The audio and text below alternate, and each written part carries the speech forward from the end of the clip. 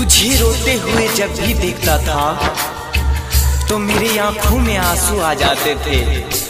तुझे रोते हुए जब भी देखता था मेरी आंखों में आंसू आ जाते थे। अपनी जान कहता था तुझको और सबको बताते थे, सबको बताते थे।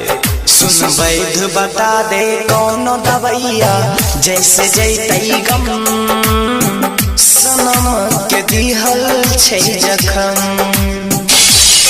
सुन वैद्य बता दे कौनो दवैया जैसे जैतई गम, सनम के दिहल छै जखम,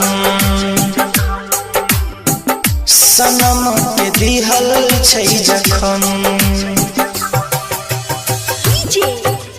खोकर हमें फिर पा न सकोगे, खोकर हमें फिर पा न सकोगे। जहाँ हम होंगे वहाँ आ न सकोगे।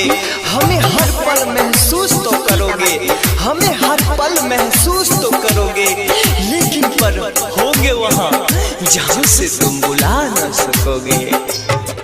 तोहरा से पूछी राम मिलत के ना याराम, नहीं प्यार के कल के कदर करके गेलई बदनाम।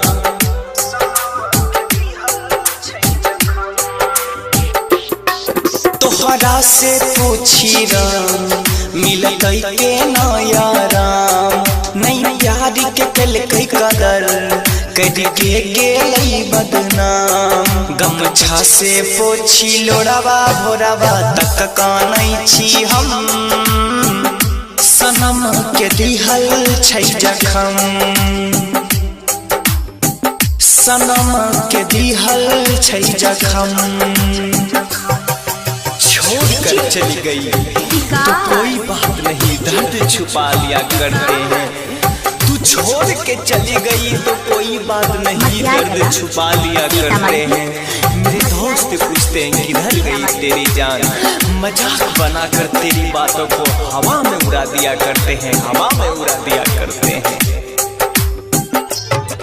ई भाई अक्षर प्यार अब कइल छै बेकार, नहीं फीलिंग के फील करल कई करके गेलई खिलवार।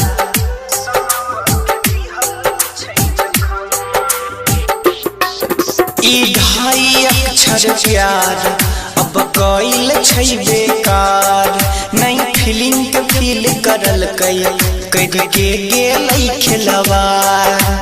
प्रिंस के दिलवा तोरी मोर ढाई के गेलै सितम, सनम के दिहल छै जखम, सनम के दिहल छै जखम।